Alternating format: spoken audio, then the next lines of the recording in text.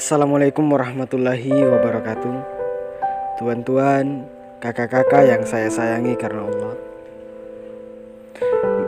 Hari ini, di hari yang indah ini, saya ingin mengajak tuan-tuan semua untuk kembali merenungi kenangan yang sudah kita lalui selama beberapa tahun belakangan, mengarungi samudera kehidupan kita yang kita lewati, baik buruk, suka duka, senang, ataupun sedih. Hari ini insya Allah kita akan belajar tentang tanda-tanda kebesaran Allah di dalam alam semesta ini. Tahukah kita tuan-tuan, betapa kecilnya kita ini, betapa kecilnya bumi ini.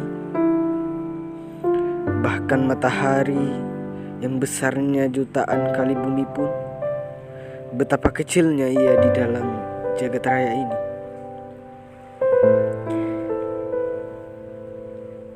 Dan juga setelah hari ini kita akan belajar bahwa Allah Subhanahu wa Ta'ala sudah menjelaskan apa yang dijelaskan pengetahuan modern saat ini. Allah Subhanahu wa Ta'ala telah menjelaskan 1400 tahun yang lalu. Teori Big Bang sudah dijelaskan oleh Allah 1400 tahun yang lalu. Auzubillahi minasyaitonirrajim. Bismillahirrahmanirrahim. Dan apakah orang-orang kafir tidak mengetahui bahwa langit dan bumi itu keduanya dahulu adalah sesuatu yang padu, kemudian kami pisahkan antara keduanya, dan dari air kami jadikan segala sesuatu yang hidup, maka mengapa mereka tiada juga beriman? Al-Quran Surah Al-Anbiya ayat 30. Tuan-tuan, hari ini pun kita telah menyepakati bahwa kita adalah hamba Allah yang akan bertemu dengannya nanti untuk mempertanggungjawabkan segala apa yang kita perbuat di dunia ini. Tuan-tuan, saat ini saya menggambarkan kehidupan kita. Saat ini kita sedang berada di dalam sebuah gerbong kereta yang sudah pasti arahnya dan tidak bisa mundur dan juga tidak bisa dihentikan. Dan hanya ada satu kereta dengan satu tujuan, yaitu kereta yang membawa kita menuju pertemuan dengannya kepada Sang Maha Mulia itu,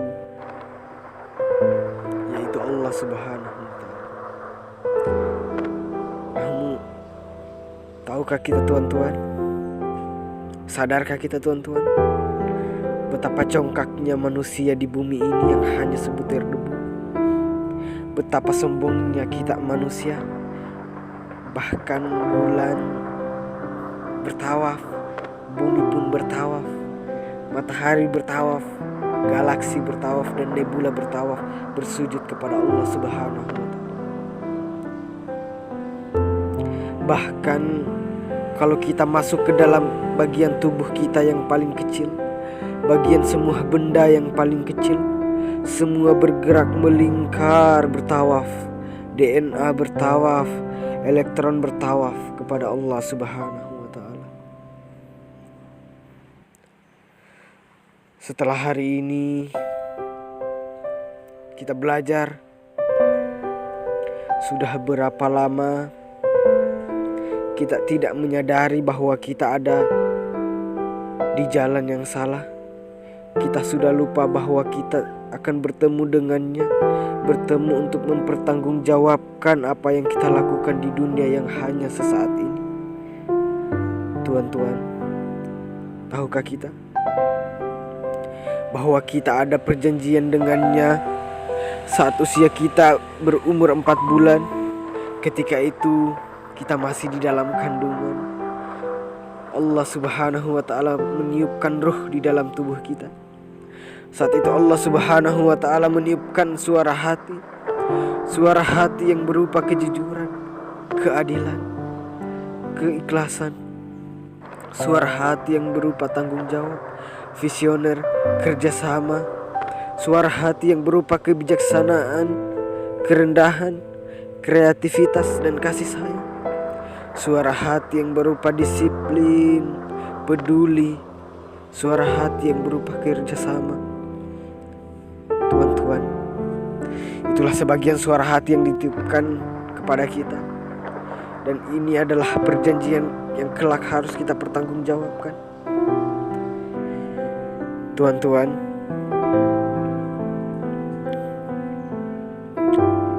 coba kita renungkan. Kita ingat-ingat selama 1 tahun terakhir. Tidak usah 2 atau 4 tahun yang lalu. Pernahkah kita melupakan suara hati kita? Pernahkah kejujuran kita hilang? Pernahkah kita menggunakan dan mengambil yang bukan hak kita? Pernahkah kita tidak adil? Pernahkah kita tidak peduli pada sesama? Istighfar, tuan-tuan. Lalu di manakah ruh dan suara hati itu? Coba sekarang kita mengingat-ingat. Pernahkah kita korupsi waktu? Padahal kita bekerja dan dibayar atas waktu yang sudah ditentukan. Pernahkah kita menggunakan waktu kerja kita hanya untuk bergunjing dan untuk mengeluh? Padahal kita dibayar untuk bekerja. Jawab dengan suara hati, tuan-tuan. Pernahkah? Pernahkah, tuan-tuan?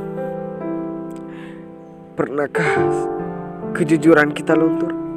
Tidak ingatkah kita bahwa kita ada perjanjian dengannya? Pernahkah kita berpikir bagaimana kita akan mempertanggungjawabkannya? Tuan-tuan, saat ini kita ada di dalam gerbong kereta yang satu tujuan yang pasti tidak bisa dihentikan. Gerbong itu akan membawa kita bertemu dengannya, bertemu dengan Sang Maha Mulia itu, bertemu dengan Allah Subhanahu wa Ta'ala. Pernahkah terbayangkan kepada kita? Apakah kita siap bertemu dengannya? Dan harga diri apa yang kita miliki? Apakah layak kita bertemu dengannya, Sang Maha Mulia itu? Ini kita baru bicara mengenai kejujuran, tuan-tuan. Lalu bagaimana dengan suara hati yang lainnya, yang juga harus kita pertanggungjawabkan kelak? Tuan-tuan, coba kita bayangkan. Bayangkan orang yang paling kita sayangi, orang yang paling kau akan merasa kehilangan saat dia pergi. Bayangkan berapa lama kita meninggalkannya karena kesibukan kita, kesibukan mengejar materi dunia. Kapan terakhir kita bertemu dengannya? Kapan terakhir kita mencium tangannya? Kapan terakhir kita memikirkannya? Dan kapan kita membayangkan setiap hari dia mendoakan kita agar kita sukses. Setiap hari dia meneteskan air matanya karena rindu kepada kita. Tuan-tuan, coba bayangkan saat ini dia berada di depan kita. Bayangkan ketika itu dia menangis di depan kita. Bayangkan dia ada di hadapan kita. Apa yang kita akan lakukan, tuan-tuan? Kita pun rindu padanya, bukan? Kita pun sayang kepadanya, bukan? Itulah perjanjian kita dengan Tuhan kita, Allah. Ruh kasih sayang itu yang ada sejak kita berusia 4 bulan, tuan-tuan. Lalu dari mana kasih sayang dan cinta itu?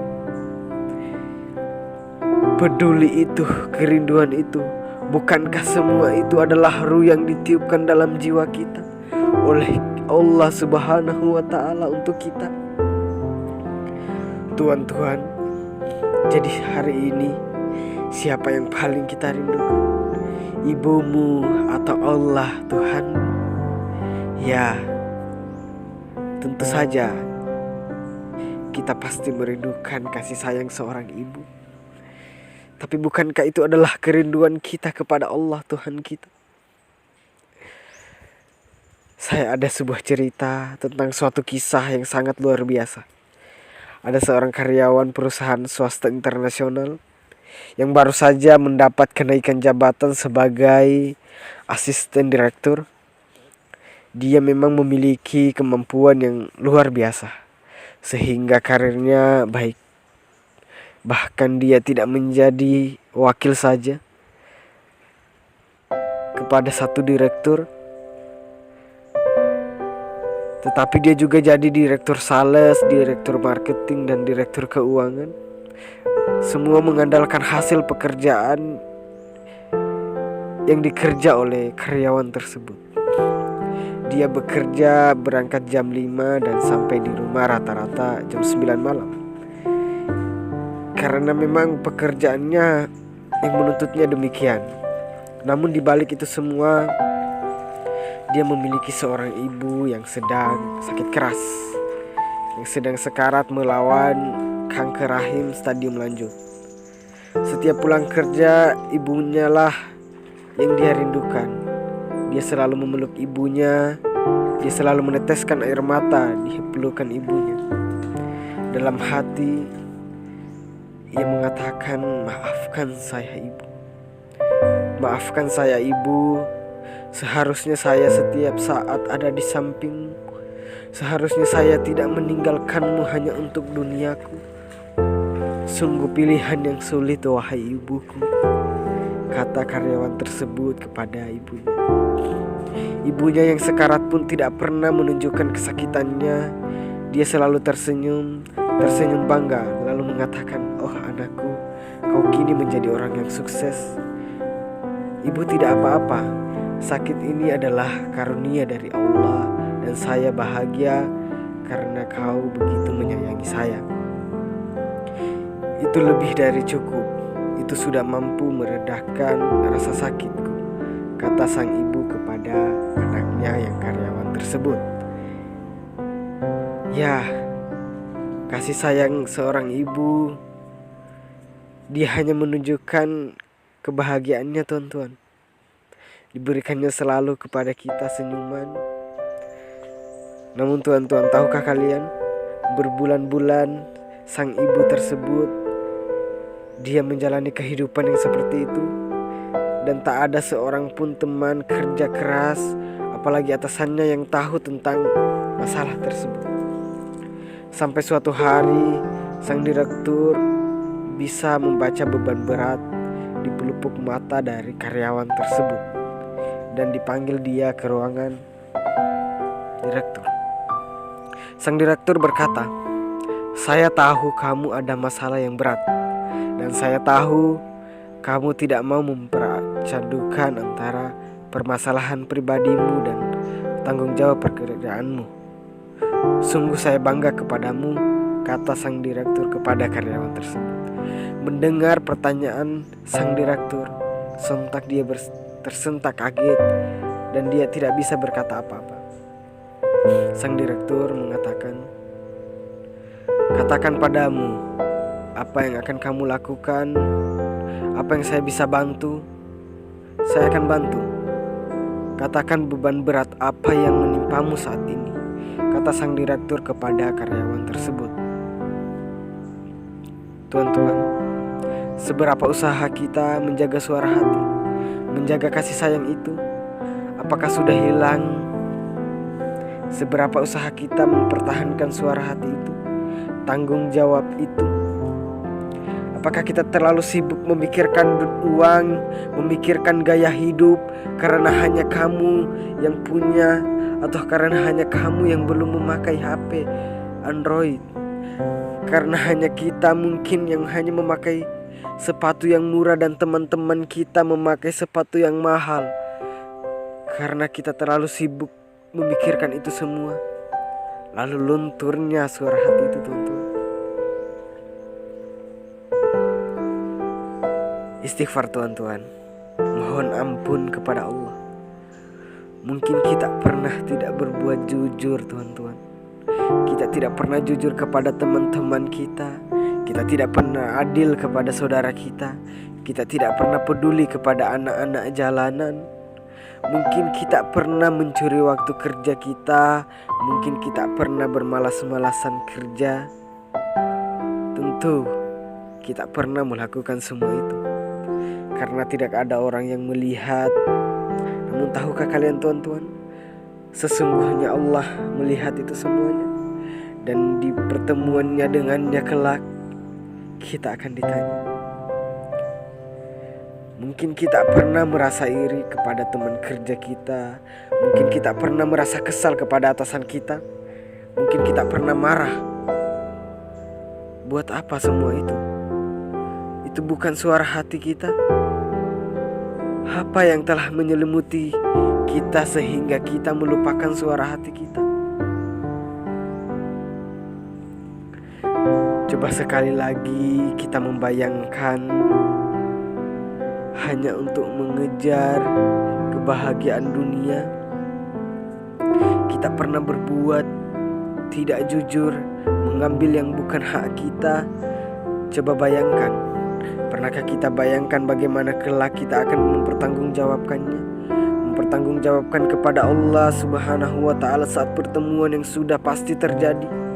Sekarang apa yang kita pikirkan? Kau rindu pada kejujuran bukan? Kau rindu kepada kasih sayang bukan? Kau rindu pada kepedulian bukan? Itu adalah suara hati yang selama ini terselubungi, tuan-tuan. Berjanjilah, tuan-tuan.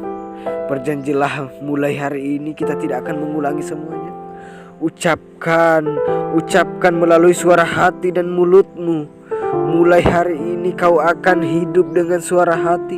Kau akan hidup dengan kasih, dengan kejujuran, dengan keadilan, dan dengan kepedulian.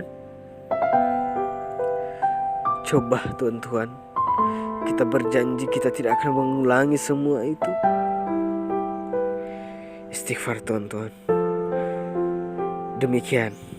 Wassalamualaikum warahmatullahi wabarakatuh.